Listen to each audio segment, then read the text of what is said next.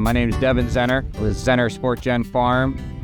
Today we're standing at my field of black peas behind us, where I've directly no-tilled into. So I'm right now I'm enrolled in an NRCS program and with soil water conservation, and then I also have a CSP contract that I'm doing.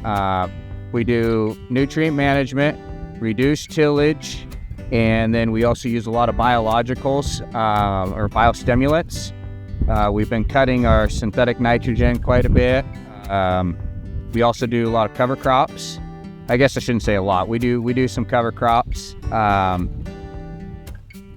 Trying to not have any erosion in our fields. Got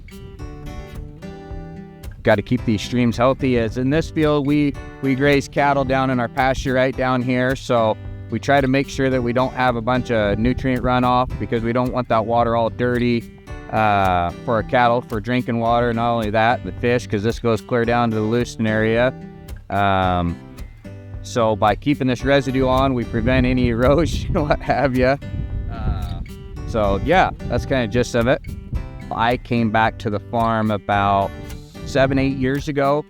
Then we really got to doing reduced tillage, and because of NRCS programs, I was able to con my old man into letting me try some of these practices, reduced tillage. The NRCS program kind of made it to where it was a risk mitigation for me. I was able to try new practices, and they were able to offset if I had any losses and what have you, and we haven't. It's just nonstop. We keep increasing yields since we've done that. Hardly any erosion at all.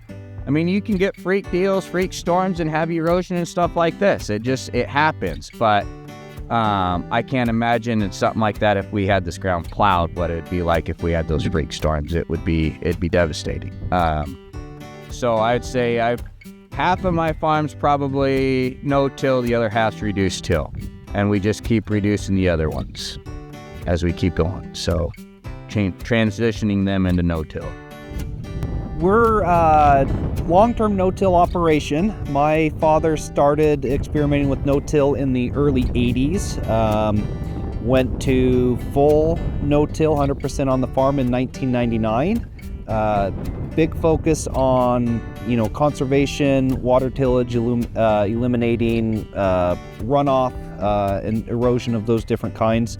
Had really good luck with it. Had our different rounds with, types of residue management. We've done heavy harrows, we've done some mowing, and actually within the last few years, we've actually been able to quit having to do all that. The residue management packages on the newer equipment's quite a bit better. And so we've been able to get through the trash or the residue clearance very well. And so now we just run through a combine, we can come right back in and direct seed into all this. And so like I said, this field here, it will go into a winter canola crop, but we can also come in and we can plant a spring legume of some kind, a pea, a lentil, chickpea, any of that. Get right into that, right through it. We can keep all this protection on the soil so we don't have any erosion come in if we were to get a big storm of some kind, a big cloud burst.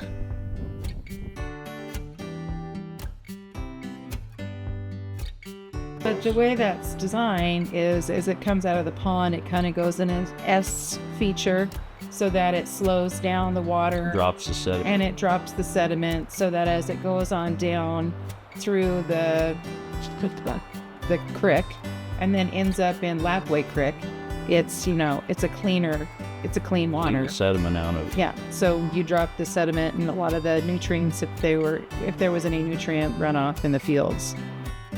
One part of our soil test, it gives us called a VAS score, and that is that it tells us the structure of our soil and the aggregates that are in the soil, and how well water can infiltrate our ground. And there's some ground that I just picked up recently, and this is why it makes me another believer in kind of no-till or reduced till situations, is because my VAS score is in the 20 to 25 range. The new ground that I picked up is 5, And what that also tells us too is like on downpours is how much water is going to shed off of that ground, and that soil is also going to crush because there's no structure to that. When you get stuff like this mixed into that soil, it ain't just going to set up rock hard. When you get rid of all of this residue, in my opinion, you have nothing to let the water infiltrate down into the ground. So that's why no-till makes me a believer. You can go across a lot of my fields, and anytime we get a big rainstorm, you see water running down the draws. It's generally nice, clean water. It's not that dirty look.